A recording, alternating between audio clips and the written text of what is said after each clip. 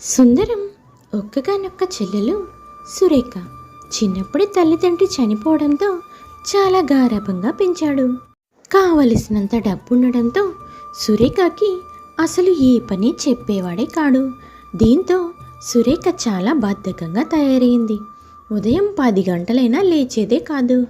కాలేజీకి కూడా రోజు చాలా లేట్గా వెళ్ళేది. కానీ సుందరం సురేఖ అంటే చాలా ప్రేమగా ఉండేవాడు.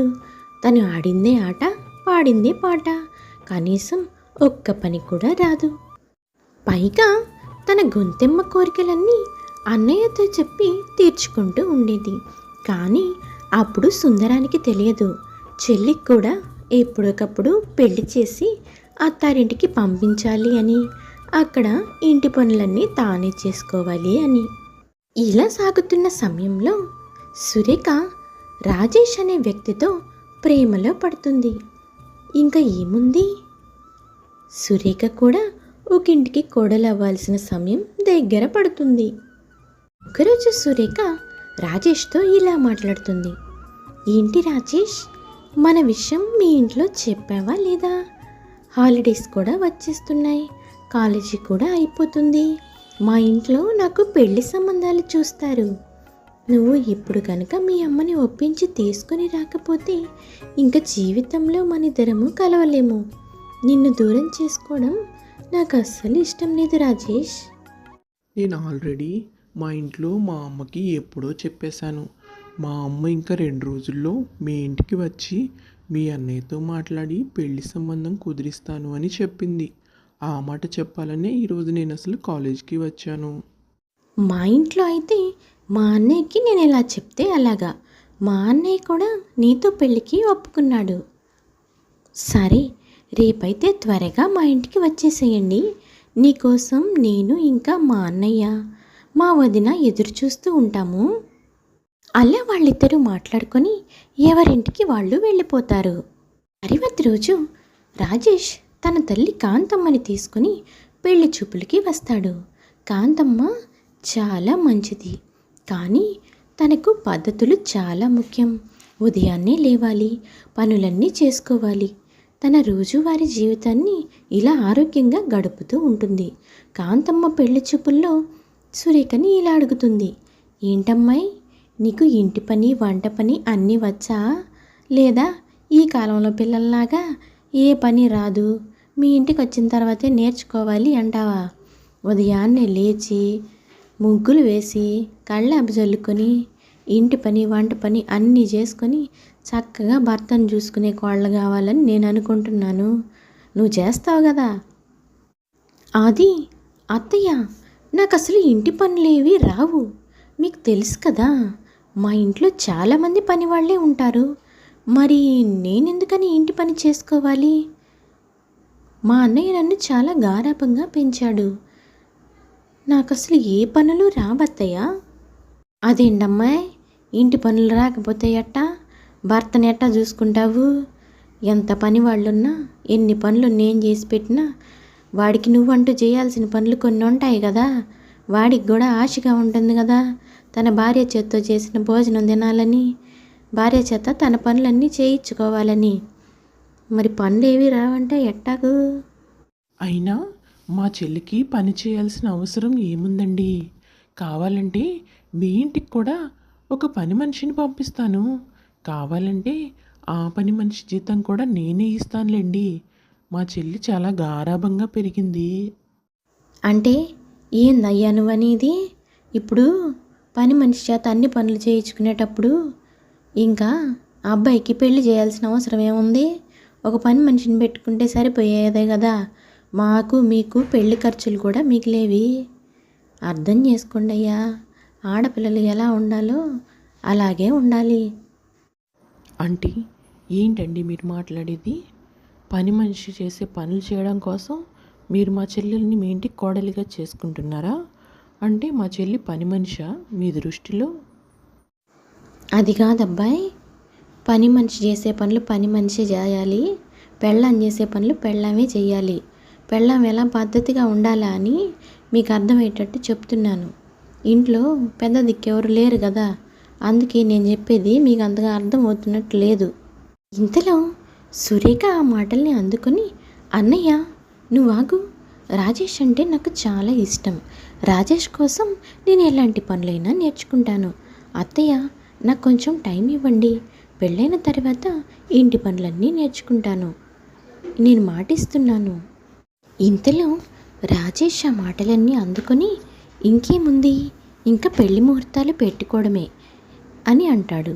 ఆ తర్వాత వెంటనే పెళ్లి ముహూర్తాలు పెట్టుకుంటారు. అలా రాజేష్ ఇంకా సురేఖల పెళ్ళి చాలా ఘనంగా జరుగుతుంది. పెళ్ళయి అత్తగారింటికి వచ్చిన సురేఖతో అత్తగారు ఒక్క పని కూడా చేయించేవాళ్లే కాదు. అలా నెల రోజుల పాటు కాంతమ్మ ఇంటి పని వంట పని మొత్తం చేసుకుంటూ కోడలికి రెస్ట్ ఇచ్చింది. ఒకరోజు కాంతమ్మ సురేఖతో ఇలా అంటుంది, చూడమ్మా కోళ్ళ, నెల రోజుల నుంచి నేను చేస్తుంటే పనులన్నీ చూస్తూ ఉన్నావు కదా, ఇంకా పనులు చేస్తూ ఉంటే వాటంతా అయ్యే వచ్చేస్తాయిలే, కానీ నాకు బాగా తలనొప్పిగా ఉంది, కిచెన్లోకి వెళ్ళి ఒక స్ట్రాంగ్ కాఫీ పెట్టుకొని రమ్మా. మనసులో భయపడుతూని పైకి మాత్రం సరే అత్తయ్య, అలాగే తీసుకొని వస్తాను అని అత్తగారికి సమాధానం ఇచ్చి, అయ్యో నాకు అసలు కాఫీ ఎలా చేస్తారో కూడా తెలీదు, ముందు స్టవ్ వెలిగించడమే రాదు, ఇప్పుడు ఏం చేయాలి అని మనసులో భయపడుతూనే వంటగదిలోకి వెళ్తుంది సురేఖ. తర్వాత వంటగదిలో ఎలాగోలా నానా తిప్పలు పడి స్టవ్ వెలిగించి దానిపైన పెద్ద కడాయి పెట్టి దానిపై మంట పెట్టి దాని నిండా నీళ్లు పోసి మరిగిస్తూ ఉంటుంది సురేఖ. ఈ కాఫీ ఎలా వస్తుందో ఏంటో, అత్తయ్య గారేమో కాఫీ తెమ్మన్నారు, ఈ నీళ్ళు ఎప్పుడు కాగాలి, ఇందులో నేను కాఫీ పౌడర్ ఎప్పుడు కలపాలి, అది తీసుకెళ్ళి అత్తయ్యకి ఎప్పుడు ఇవ్వాలి అని తనలో తానే మాట్లాడుకుంటూ ఉంటుంది సురేఖ. ఇంతలో అత్తగారి కాంతమ్మ అక్కడికి వస్తుంది. ఏంటి కోళ్ళ, నీకు నేను ఏం చెప్పాను, నువ్వేం చేస్తున్నావు, అయినా స్టవ్ మీద కడాయి ఎందుకు పెట్టావు, నేను నీకు కాఫీ చేయమని చెప్పాను కదా. అదేంటత్తయ్య, నేను కాఫీ చేయడం కోసమే కడాయి పెట్టాను, ఇప్పుడే వేడి నీళ్ళు పోసాను, అవి మరుగుతున్నాయి, నీళ్లు మరిగిన వెంటనే అందులో కొంచెం కాఫీ పౌడర్ ఇంకా చక్కెర వేసి మీకు కాఫీ తయారు చేసి తీసుకొని రావాలని ఇలా మరిగిస్తున్నాను. ఎందుకత్తయ్య అలా అడుగుతున్నారు?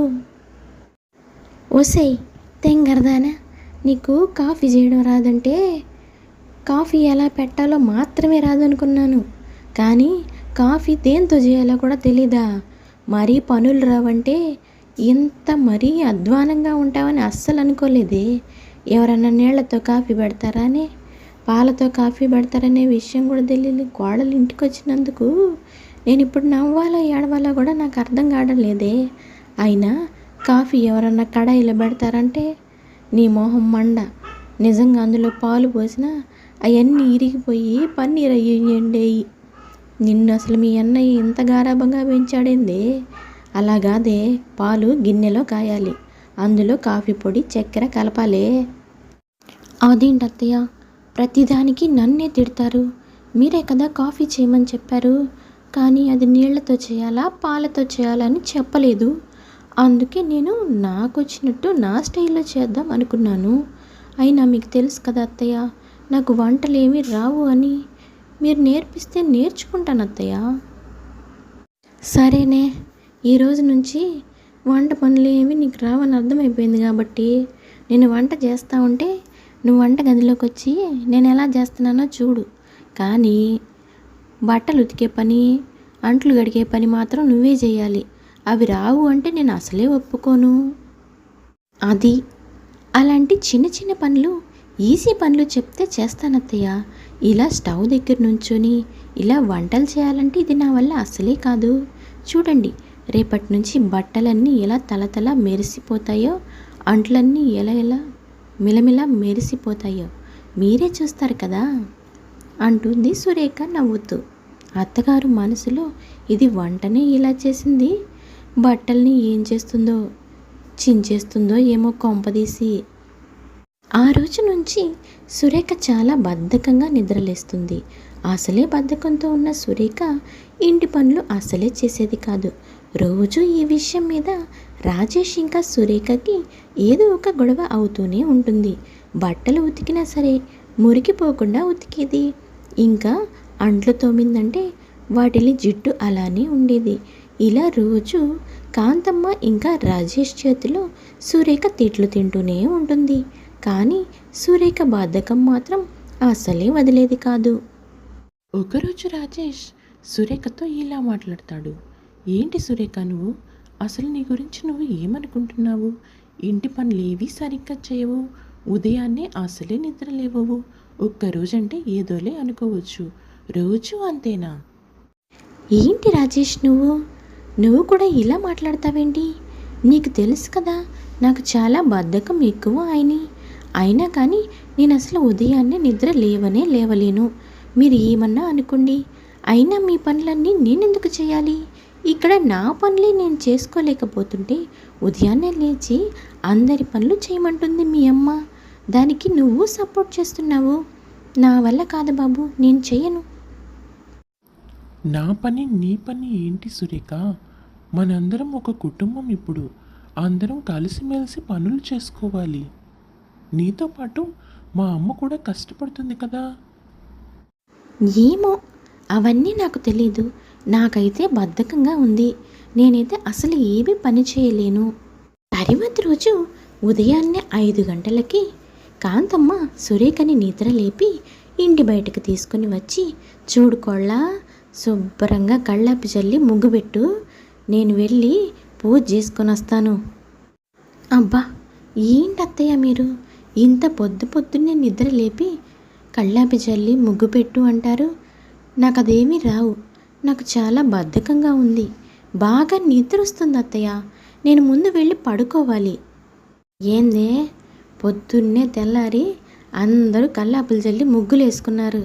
నిన్ను లేపి ముగ్గు పెట్టమంటే నాకు నిద్ర వస్తుంది, బద్ధకంగా ఉంటుంది అంటావేంటి అని కాంతమ్మ సురేఖని తిడుతూ ఉంటుంది. ఇలా సురేఖ రోజు తిట్లకు అలవాటు పడుతుంది, కానీ తన బద్ధకాన్ని మాత్రం అస్సలే వదిలేది కాదు. దీంతో కాంతమ్మ ఇంకా రాజేష్ సురేఖని తిట్టి విసిగిపోతారు. కానీ సురేఖలో మాత్రం కొంచెం కూడా మార్పే రాదు. ఒకరోజు సురేఖ గురించి కాంతమ్మ ఇంకా రాజేష్ ఇలా మాట్లాడుకుంటారు. ఏందిరా నీ పెళ్ళాము ఎప్పుడు బద్ధకంగానే ఉంటుంది, ఒక్క పనిలో కూడా సాయం రాదు. ఈ ముసలి ప్రాణం ఎందాకని అన్ని పనులు చేయగలుగుతాన్రా? నీ పెళ్ళానికి నువ్వైనా చెప్పరా? ఏమని చెప్పమంటావమ్మా? రోజు చెప్పి నేను చాలా విసిగిపోయాను. నాకు ఎదురు మాట్లాడుతుంది తప్ప తను మాత్రం పరిస్థితులను అస్సలే అర్థం చేసుకోవడం లేదు. ఇంత బద్ధకంగా ఉంటే మా భవిష్యత్తు ఎలా ఉంటుందో అని నాకు చాలా భయంగా ఉందమ్మా. సరేలేరా, నువ్వు ఏమి ఆలోచించమాకు. దే చిన్నపిల్ల, అర్థం చేసుకుంటుందిలే. దానికి అర్థమయ్యేలా నేను చెప్తానులే, కానీ నువ్వేమి ఆలోచించకుండా పోయ్యా. కొంతకాలం నేనే పని చేసుకుంటాను. ఈలోపు దేవుడు దానికి మంచి బుద్ధినిచ్చి అర్థం చేసుకునే గుణం ఇస్తే అదే మారిద్దిలే. నువ్వు ఏం పట్టించుకోకుండా ఆఫీస్ పని చూసుకోయ్యా. ఒకరోజు ఇదే విషయం మీద రాజేష్ ఇంకా సురేఖలకి చాలా పెద్ద గొడవ జరుగుతుంది. ఎంతలా అంటే సురేఖ ఇల్లు వదిలి తన అన్నయ్య ఇంటికి వచ్చేంత పెద్ద గొడవ. ఇంటికి వచ్చిన సురేఖని వదిన ఇలా అడుగుతుంది. ఏమైంది సురేఖ, తమ్ముడుగా రాకుండా నువ్వు ఒక్కదానివే వచ్చావు? ఏమైందమ్మా? అక్కడేమన్నా గొడవ పడ్డారా ఏంటి? మీ అన్నయ్య కూడా ఊర్లో లేరు, చెప్పమ్మా. వాళ్ళు అసలు మనుషులే కాదు వదిన. 24 గంటలు ఏదో ఒక పని చెప్తూనే ఉంటారు. నేను సంతోషంగా ఉండడం వాళ్ళకి అసలే ఇష్టం లేదు. అందుకే ఆ ఇంట్లో ఉండనని చెప్పేసి అక్కడి నుంచి వచ్చేసాను. అంతకు మించి ఏమీ లేదు. అదేంటమ్మా, ఆడపిల్లగా పుట్టినప్పుడు అత్తగారింట్లో అణిగి ఉండాలి, కానీ ఇలా ప్రతిదానికి సర్దుకుపోకుండా గొడవలు పడకూడదు సురేఖ. ఎందుకు చెప్తున్నానో ఒక్కసారి అర్థం చేసుకోమ్మా. వదినా, నువ్వింకా ఏ కాలంలో ఉన్నావు? ఈ రోజుల్లో ఆడపిల్లలు ఎవరూ సర్దుకుపోరు. కొన్ని రోజులు నేను ఇక్కడే ఉన్నానంటే తను వేరే కాపురం పెట్టి నన్ను పిలుస్తాడు. అప్పుడు నేను వెళ్ళి ఒక పని మనిషిని పెట్టుకుంటాను. అంతవరకు ఇక్కడే ఉంటాను. అదంతా తప్పమ్మా. తను వాళ్ళమ్మకి ఒక్కగానొక్క కొడుకు. ఈ వయసులో ఆవిడకి కొడుకుని దూరం చేస్తే ఆవిడ ఎలా ఉంటుంది? చెప్పు సురేఖ, మీ అన్నయ్యకి దూరమై నువ్వు ఉండగలవా? మరేం చేయమంటావు వదినా? ఆవిడ పెట్టే టార్చర్ నిన్ను అస్సలే తట్టుకోలేకపోతున్నాను.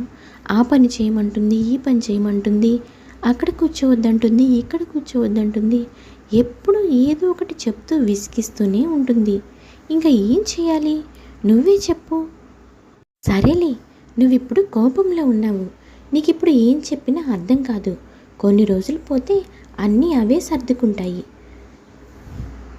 సరేలే వదినా, వెళ్ళి నాకు కొంచెం స్ట్రాంగ్గా కాఫీ ఇవ్వు. తలనొప్పిగా ఉంది. ఒకరోజు సురేఖ వదినని ఇలా అడుగుతుంది. వదిన, ఎప్పుడూ ఇంట్లో పని చేస్తూనే ఉంటావు. ఇంత పని చేస్తున్నావు కదా, నీకు అసలు విసిగే రాదా? ఎందుకని నువ్వు ఇంత కష్టపడాలి వదిన? చూడమ్మా, ఇదంతా నాది. వీళ్ళందరూ నా వాళ్ళు అనుకుంటే ఎంత పనైనా సరే చేయడానికి కష్టం అనిపించదు. ఆ విషయం నీకు తెలియకే ఈరోజు వచ్చి నా ఇంట్లో ఉన్నావు. ఒక్కసారి మీ అత్తయ్యని, మీ ఆయన్ని వీళ్ళు నా మనుషులు అనుకొని చూడు. ఆ రోజు నుంచి నీకు పని చేయడం చాలా సులభం అవుతుంది. అదీ కాక ఒక్క 30 రోజులు ఒక పనికి అలవాటు పడ్డావంటే ఆ పని ఇంక జీవితాంతం నువ్వు కష్టంగానే అనుకోవు. నేను చెప్పింది ఒకసారి ట్రై చేసి చూడు అని వదిన సురేఖతో చెప్తుంది. దాంతో సురేఖలో చాలా మార్పు వస్తుంది. వెంటనే అత్తగారింటికి వెళ్ళాలి అని నిర్ణయించుకుంటుంది సురేఖ. వెంటనే అత్తగారి దగ్గరకు వచ్చి అత్తగారికి క్షమాపణ చెప్తుంది. ఆ రోజు నుంచి అత్తకి ఇంకా భర్తకి సేవలు చేసుకుంటూ ఇంటి పనులన్నీ చిన్న చిన్నగా అత్తగారి దగ్గర నేర్చుకొని చాలా సంతోషంగా జీవిస్తుంది సురేఖ. ఇది ఇవాల్టి కథ. ఈ కథ కనుక మీకు నచ్చితే లైక్, షేర్ అండ్ సబ్స్క్రైబ్ చేసుకోండి.